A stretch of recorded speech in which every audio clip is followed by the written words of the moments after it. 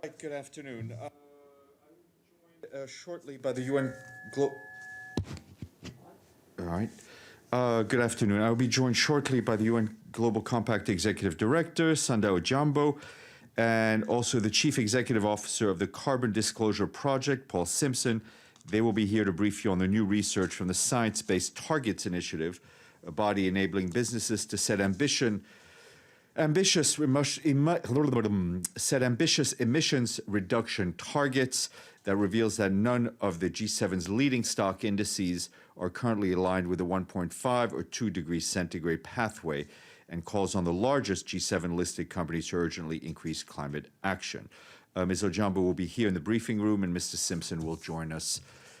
The marvels of technology. As we told you yesterday, the Secretary General will head out later today to attend the G7 summit in Cornwall. On Friday in London, he will have a number of bilateral meetings, notably with the chair of the COP, the UK COP that will take place in Glasgow, and other senior officials at the Foreign Office.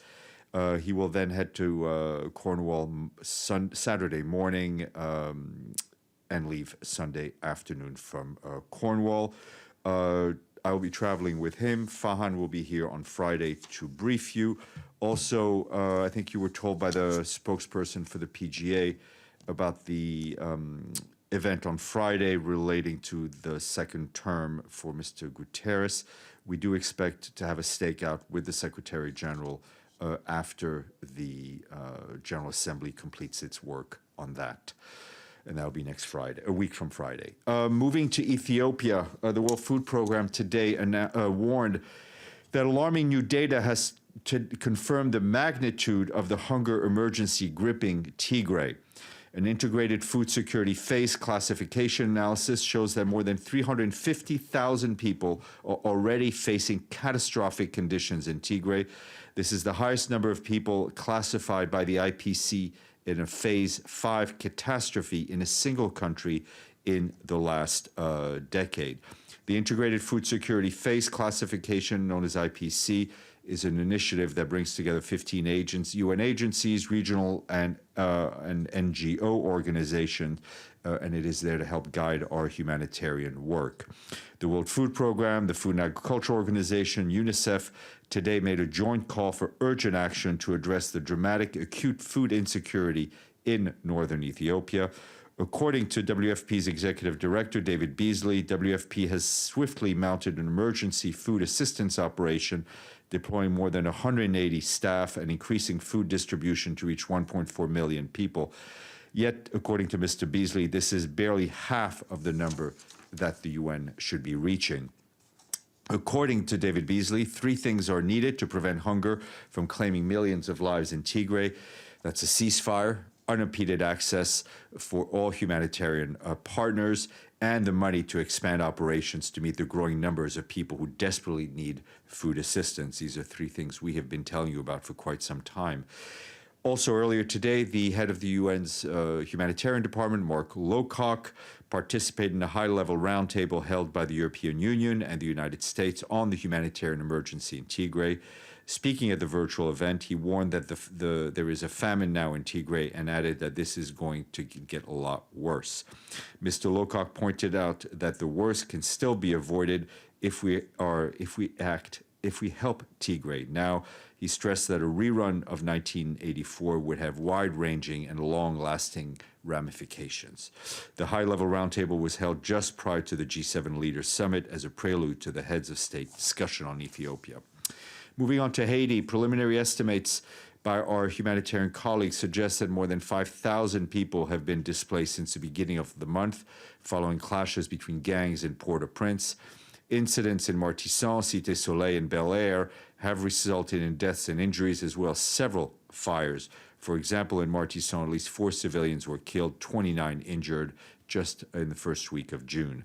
People have fled to safer areas and are now staying with relatives, but many others, including children, are sleeping outside, on the ground, or in informal shelters. According to the Office for the Coordination of Humanitarian Affairs, the newly displaced need urgent assistance and protection. Priority needs include sanitation, shelter, access to clean water and food. Response efforts are underway to assist some 2,000 of the most vulnerable people. These efforts are led by the municipality and civil protection with the support of the UN. This week's displacement brings the overall number to some 10,000 residents of these areas who have been displaced in the past 12 months due to similar incidents. We, along with our partners, are closely coordinating with Haitian authorities to ensure humanitarian access. And from Myanmar, the UN country team there says they remain deeply concerned over the continued use of force against children. They call on security forces to refrain from violence and keep children and young people out of harm's way. The UN's Children's Fund said that 56 children have reportedly been killed by security forces since the beginning, since the military took control of the government on Friday. And a quick Covax update. Today from the Eastern Caribbean, where our team there tells us that Antigua and Barbuda received its second shipment of doses yesterday with help from the UN and Covax partners. And across the Eastern Caribbean, we are working with authorities to support national vaccination campaigns, and we continue to help continue to prevent the spread of COVID-19 while also fighting misinformation and boost confidence in the vaccines. And a child report released today by the International Labour Organization and UNICEF shows that the number of children in child labor has risen to 160 million worldwide. This represents an increase of 8.4 million children in the last 4 years. Released ahead of the World Day Against Child Labor, which is marked on June 12th, the report warns that progress to end child labor has stalled in the first time in 20 years. This has reversed the previous downward trend that saw child labor fall by 94 million between 2000 and 2016. ILO and UNICEF warn that globally 9 million additional children are at risk of being pushed into child labor by the end of 2022 as a result of the pandemic. A simulation model shows that the number could rise to 46 million if they don't have access to critical social protection coverage. And at a virtual meeting today, 6 UN agencies called for bold new thinking and decisive action to transform food systems to meet increasing complex challenges, including those resulting from the pandemic. The Asian Pacific region is the world's most populous and fastest growing developing region, yet it hosts the largest number of undernourished people globally. Even before the pandemic, Asia and Pacific has been facing a number of challenges to food and agriculture, such as climate change and rapid urbanization. The event took place ahead of the 2021 UN Food Systems Summit to be held here in New York in September. A couple of other food-related notes. Our colleagues in Rome at FAO today published a report showing that global food trade is poised for a resilient year, even as international food commodity prices are set to remain high amid supply and demand uncertainties. The Food Outlook reports that trade flows continue to reach new highs during the ongoing pandemic. In fact, on a global level, trade in agricultural products perform more robustly than the broader merchandise sector. And this has contributed to driving FAO's provisional forecast for the food import bill to 2021 to $1.72 trillion, 12% increase from previous high of $1.53 trillion in 2020. And on a lighter note, but still on food, we, along with the Food and Agriculture Organization and the UN Foundation, have teamed up with Sony Pictures and the beloved animated character Peter Rabbit. The aim of this campaign is to encourage people to take action around SDG 2, which is moving to zero hunger, through a digital global campaign that highlights the importance of healthy eating, reducing food waste, and other sustainable practices that are important to people's health and the health of our planet. The campaign, which runs in the lead-up of the World Food Day in October, includes a children's activity book and drives people to go to a website called Act Now, which is the UN's own portal for individual action on sustainability and climate change. You can go visit un.org/Act Now. And immediately following the Security Council meeting on cooperation between the UN and regional and sub-regional organizations, there will be a press encounter with the permanent representatives of the current or former European Union members of the Security Council, that's France, Estonia, Ireland, Belgium, Germany, and the head of delegation of the European Union on the EU and the UN. And that will, of course, take place at the Council Stakeout. And I close with some excellent news that we now up to 106 member states that have paid up in full. Our friends in Gurulmud have paid. If anybody can tell me what country that is the capital of, you'll get first questions for a week. Very interested. Palau. Palau. I mean, really. You show up in class and you clearly have not studied. All right. Celia, you've been angling for a question. Stéphane, there will be a debate this afternoon at 2 o'clock between the Security Council member and the African group seeking a seat, a non-permanent seat of the Security Council. You need to turn on your mic. There we go. It's on. Okay, go ahead. Yeah. And if you could take off the mask. Okay. So I know it's you and I can hear you. There you go. Yes, there is a meeting, debate this afternoon at 2 o'clock between the member of the Security Council and the African group seeking a non-permanent seat for 2022-24. When should we expect a result? I think that's a question to ask our GA colleague when the vote will take place. I think it's soon. There'll be a vote in the General Assembly. Tomorrow. Tomorrow at 10, there'll be a vote in the General Assembly so with the new council members. Right now it will be only a discussion, That's right? my understanding, yeah. Okay. I mean, I know the official vote will happen, as our very helpful colleague from AFP says, tomorrow at 10 o'clock. All right, Senor.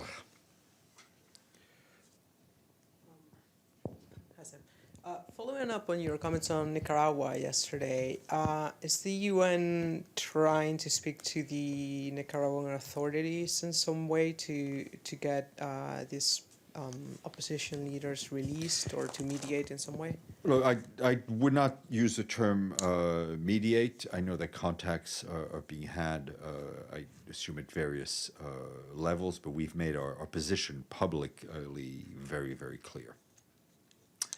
Mr. Sato. Thank you, Stéphane. I have two questions. One is about SG's attendance at the G7 summit. So SG reiterated the needs of the total abolition of coal power plant in the future.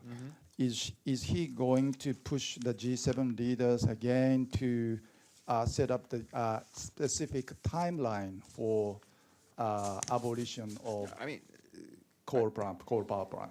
I mean, I think what the Secretary General has been pushing for on coal, on more ambitious goals having to do with fighting climate, more ambitious goals in terms of financing, right? We're talking about the 100 billion. He will, this was his message publicly, but he will say the same thing privately to G7 leaders. I mean, we need not only bolder commitments, but we also need concrete timelines to fulfill those commitments. One other question regarding the Tokyo Olympic Games. Japanese government is very much struggling for the opening the Summer Olympic Games, but there are certain anxiety and worry from all over the world. What is SG's position on attendance of the Tokyo Olympic Games? I mean, it's not for the SG to opine on whether people or not should attend the games.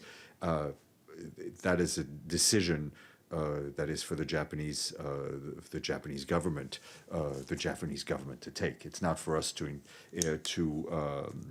thrust ourselves into that debate. Okay, see if there are any questions in the